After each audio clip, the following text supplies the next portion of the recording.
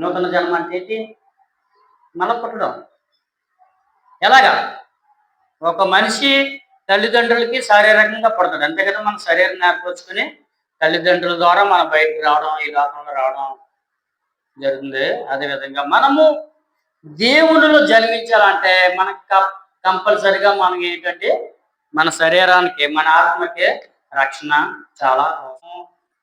శరీరంలో ఏముంది? మన శరీరంలో ఏముందంటే పాపం ఉంది. కాబట్టి ఆ పాపం నివృత్తి చేసుకోవడానికి యేసు రక్తం ఒకటే.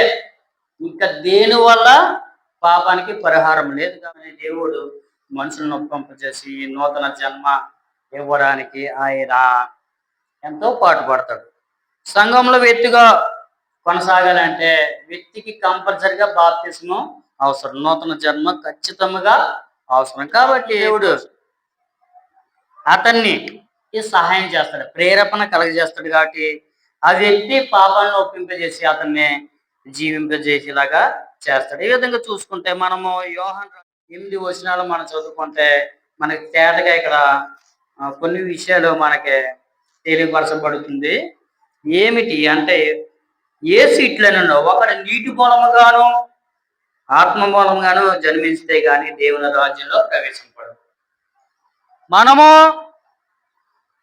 దేవుని రాజ్యంలో చేరాలంటే నీటి మూలముగా మనము బాప్తిసం పొందాలి. మూలముగా బాప్తిసం పొందాలి.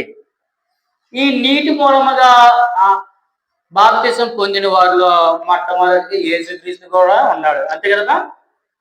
బాప్తిసం ఇచ్చే యోహాను ఏం చేస్తున్నాడంటే అడవిలో ఉండి అందరిని పిలుస్తున్నాడు, బాప్తిసం తీసుకోమని.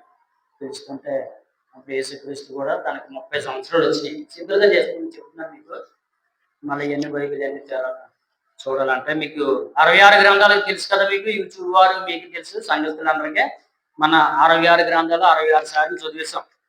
కాబట్టి మనకి అన్ని విషయాలు తెలుసు. కాబట్టి సింపుల్గా చెప్పేస్తున్నాను మీకు.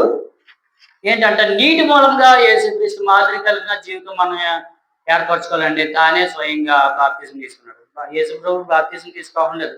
ఎందుకంటే ఆయన జన్మతః పాపి కదా. ఆయన పాపం వల్ల పుట్టలేదు. ఆయన పరిశుద్ధాత్మ శక్తి వల్ల నింపబడి తల్లి రక్తం ద్వారా ఆయన పుట్టాడు. కాబట్టి ఆయనలో పాపం లేదు. కానీ నేను తీసుకున్న బాప్తిసం మీరు కూడా తీసుకుంటాయ్యా అనేసి ఒక చక్కనని సాదృశ్యంగా ఆయన ఏం చేశాడంటే మా బాప్తిసం తీసుకోవడం. బాప్తిసం తీసుకోవడం ఒక ఉదాహరణ చెప్తున్న యేసు ప్రభు గారు చనిపోక ముందు ఆయన